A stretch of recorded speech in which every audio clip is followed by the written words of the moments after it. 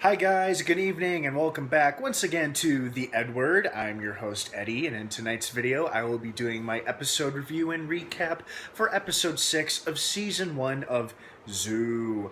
Now before I begin, of course as usual with every review and episode review video that I do, this review and recap will be full of massive spoilers for the most recent episode of Zoo. So if you are not caught up on Zoo and you're a couple episodes behind or whatever, do not watch or continue listening to this video, as I will be going into some pretty big spoilers. I know I say that a lot, but this most recent episode was woof. So that being said, this was probably one of the better episodes. This one, I felt like it had some really good pacing. So just to let you know where we left off, in Alabama, Jackson, FBI agent Schaefer, and Jamie are looking for Evan Lee Hartley, and more specifically looking for the mother cell that he took from the car that he struck with Jamie and Leo in it. And of course, as I suspected, Leo died in that impact, because the last scene of the last episode was Evan Lee crashing into their car. Jamie survived, but poor Leo died. So they're now looking for Evan Lee, who's now got the mother cell, and they need to find him before he uses it for whatever reason he's going to use it for. Mitch and Chloe are taken hostage by this guy Silva, who's basically the head of the slums in this particular area of Rio. And surprisingly, I thought all three of them, like Mitch, Chloe, and Abraham, were all taken hostage, but I guess Abraham was let go. Abraham got away or was let go for some reason. Abraham goes to the Brazilian intelligence agent, Chloe's friend, telling her that he needs help finding them. But of course they are so swamped with all of this, the batshit crazy stuff going on, like literally bat crazy stuff is going on, because the bats are continuing to swarm and drive people crazy and scare people in Rio, and there's power outages all over the city, and the government has now officially decided to drop the Edrin on the city, which is basically a poison, like a pest control poison, which will hardly have any effect against the bats, and will most likely physically harm the health of every living thing in Rio except the bats, of course. But the government's pushing ahead with it, and Abraham and the Brazilian agent watch this from the headquarters as a plane drops all of this gas and these gaseous clouds from its belly onto the city. And of course, shockingly, it has no effect on the bats. So Abraham is now left with no choice but to go after his friends himself, since he won't get any help from the authorities, who are completely overwhelmed with the bat problem in Rio. So that's what's happening in this episode. And Evan Lee is now reached a small town where he goes to an optometrist's office, and he basically shaves the mother cell down into a liquid form, and he wants the optometrist, to inject into his eye, with a needle, the mother cell. And while that's happening, around the same time, Jackson realizes, looking at the photo of Evan Lee and his father, and the current photo of Evan Lee on Schaefer's phone on the Fugitive app thing, how Evan Lee Hartley actually has the same defiant pupil that they've seen in some of the aggressive animals on the show so far. And Schaefer brings up a really interesting point. He says, is that what caused him to kill the hunters? Because that's why Evan Lee was in prison in the first place, for brutally stabbing to death a group of hunters. And perhaps it was the defiant pupil is what made him do that, take out this violence. Since he's not an animal and a human being, obviously he was punished for his actions, but maybe that's what made him snap suddenly, and all of a sudden he kills all these hunters, because of the defiant pupil that he has in his eye as well. So that was a really interesting theory that Schaefer presented. And so now Mitch and Chloe are just pleading with back to Rio. They're pleading with Silva, saying, look, we are not cops. I mean, I am a French, she's like, I am a French intelligence agent. He's a vet pathologist. We're trying to solve this bat problem, and we're trying to actually help you, but you have to let us go. But Silva won't have it, of course, because he suspects them of being cops, which is understandable. He's a drug lord, so of course he thinks that. But they basically tell him, look, you know, if we don't have the, he's like, okay, Silva says, help us solve this bat problem or you die. So now, you know, Mitch and Chloe have no choice. But then in order to buy time, they tell him that we need certain supplies in order to create this little device, this little mechanism that will keep the bats away. So Silva arranges to have this requested supplies brought to them, and Mitch is like, what the hell did you do that for? And Chloe's like, buy us enough time for Abraham to come find us, which is a very smart move. But now they really have to stall and prolong their progress on building this little device that they claim will keep the bats away. That's what they tell Silva, at least.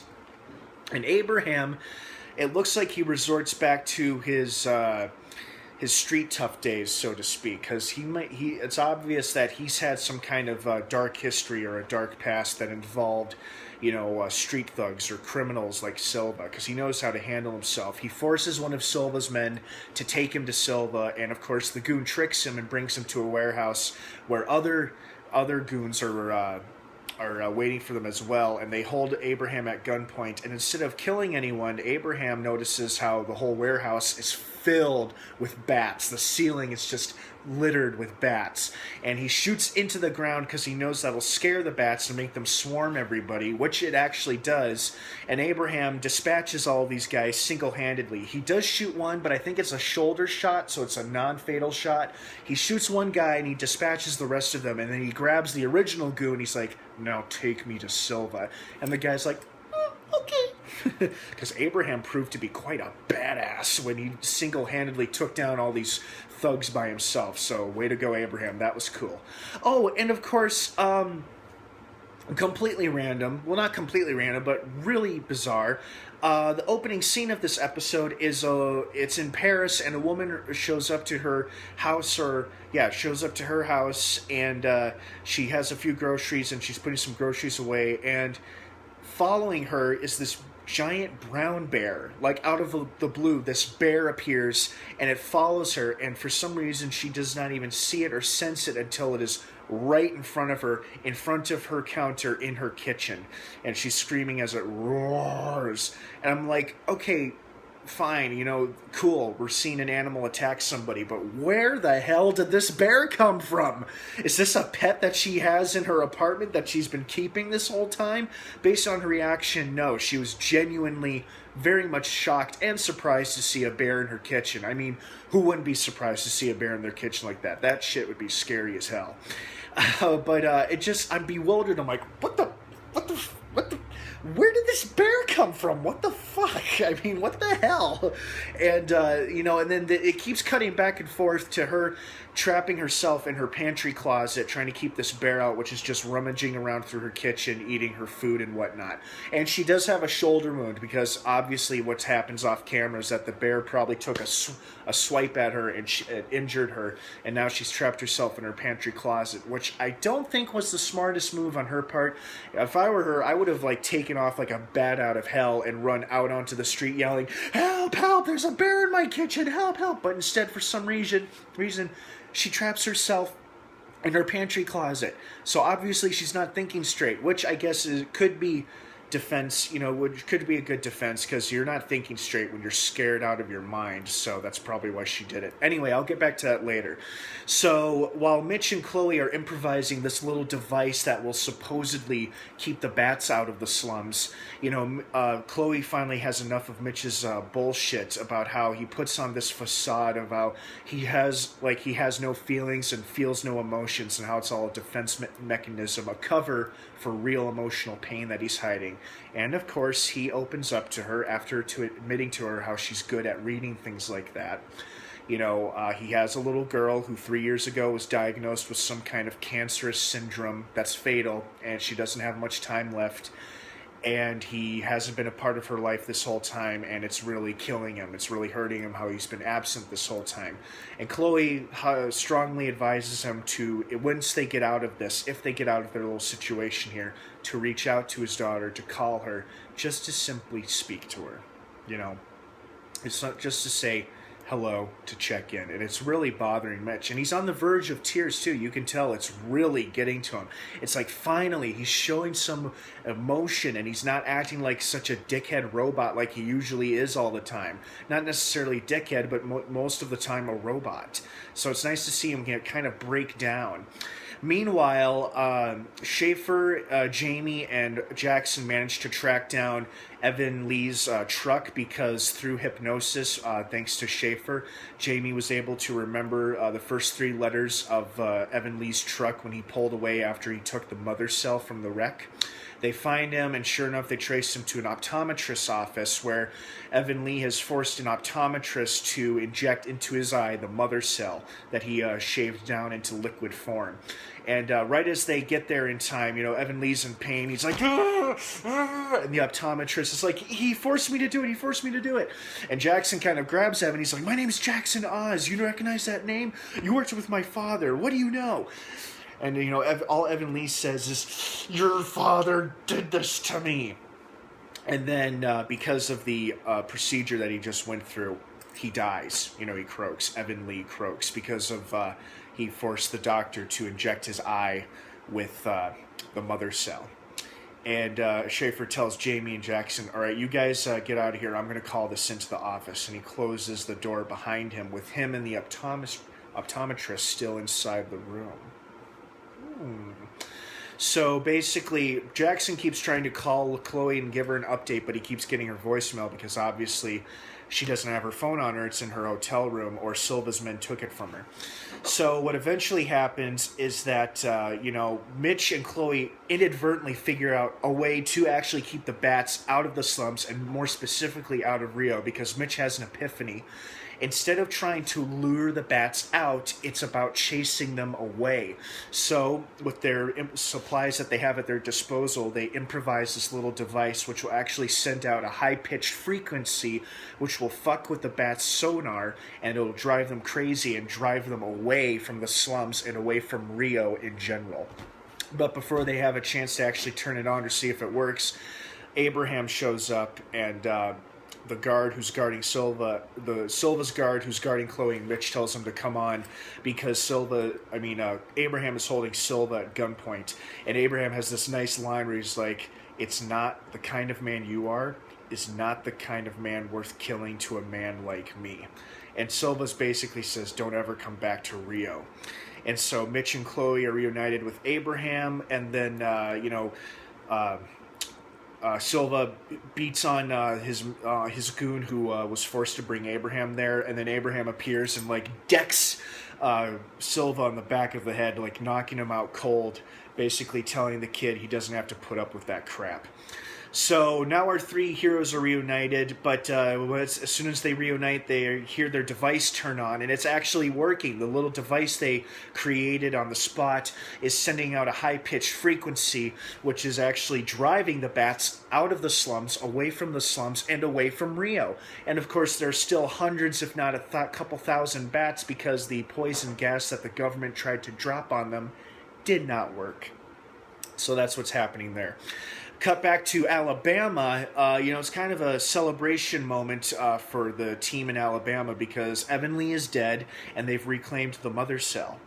While Jackson is down in the lobby trying to place another call to Chloe, he sees on the local news that 2 men were found dead in the optometrist's office. Now, Jackson knew about Evan Lee being dead, but the optometrist being dead, especially when Schaefer claimed he was calling this into the local FBI office, that's what alerts him. And sure enough, while that's happening, Schaefer seduces his way into Jamie's hotel room, and while she's getting dressed after having a shower, Schaefer's looking around for the mother cell, and as she comes out of the shower, she's all dressed up. Jackson calls her, warning her about Schaefer. And of course, right as she tries to bluff, Schaefer can tell that Jackson's told her the truth about him. He's like, I don't want to hurt you, Jamie, so tell me where the mother cell is. It's like, what the fuck, man? He's a renegade FBI agent. And I'm like, great, so he's probably been paid off by Raiden Global to retrieve the mother cell for them. So no further investigation can link Raiden Global to the animal phenomena, which they certainly would have produced once they get the mother cell to the proper authorities and continue to test it, if it is indeed Raiden Global's fault for all the animals going batshit crazy. And that term really applies to the bats that were in Rio. But, you know, basically Jackson gets up to the hotel room just in time to see Schaefer getting away. He chases him down the hall. Chloe has been bound and tied in her hotel room, but she's getting herself free. Jackson and Schaefer tumble and fight for a little bit in the stairwell.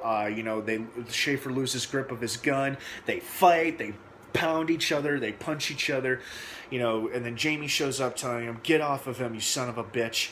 And she actually gets the gun first before Schaefer can reach it, and she shoots him several times because Schaefer makes a move towards her, and now she's killed Schaefer.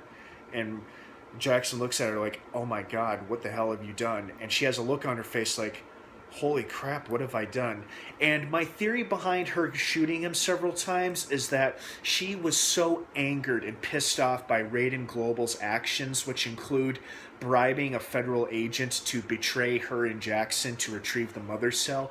This is like her saying, fuck you, Raiden Global, you made me do this. You know, that's what it felt like to me, at least. So like she was taking out all of this anger and resentment she has for this company out on FBI agent Schaefer, who turned out to be a double-crossing douchebag anyway. But we really don't see the aftermath of that. The next thing we see is that Abraham, Chloe, and Mitch are safe and sound in the Washington, D.C. airport. Mitch is having kind of an emotional phone call with his daughter, telling her how he'd like to come see her eventually and like to see her dog, who was hit by the car but is okay and is currently recovering.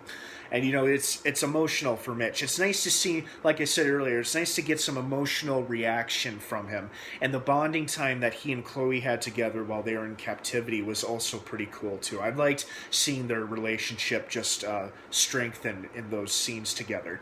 And then, of course, Jamie and Jackson show up, and Abraham's like, whoa, dude, who did this to your face? It's like, oh, it's a long story, I'll tell you later.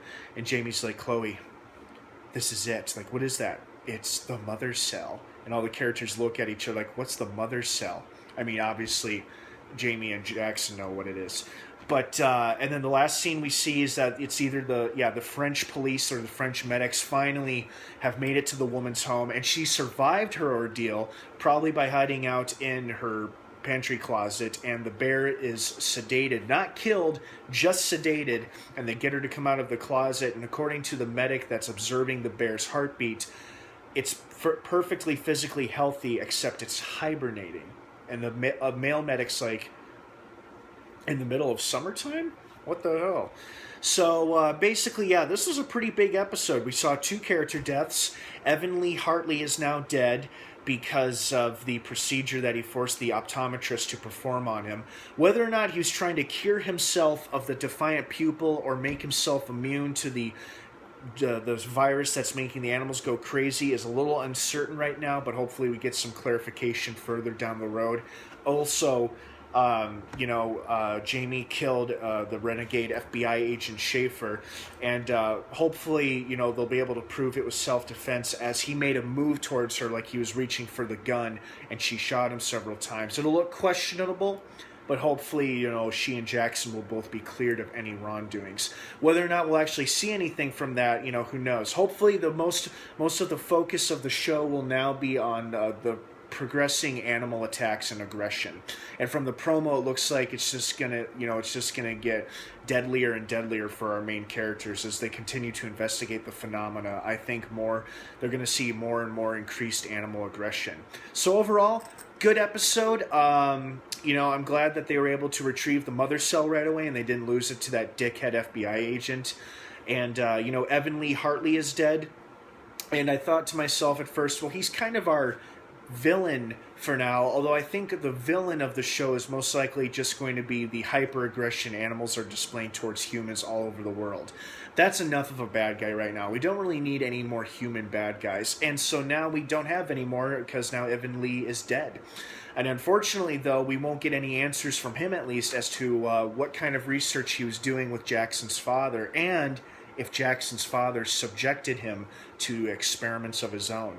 Maybe he put the defiant pupil into his assistant's eye, and that's what made Evan Lee kill the hunters in the first place. Who knows? Overall, good episode. I enjoyed it. I hope you guys like it too, and I hope you guys are staying with this show because I know some people are having problems with it, but the reaction so far seems to be fairly positive, and just keep tuning in every Tuesday night on CBS for more Zoo. Well, guys, thanks so much for watching. I hope you enjoyed this video. Please don't forget to subscribe, comment, and like this video and share it. What did you like about this episode? What were your favorite moments? Who's your favorite character so far? You know me. I'd love to hear from you guys. Like to reach out to you and hear from you guys. And stay tuned for more upcoming content, as I will be posting my reaction video to the first full-length trailer for Deadpool, which looks very good and very funny. And overall, yeah, well, have a great night, you guys. Thanks for tuning in. And of course, as always, may the Force be with you.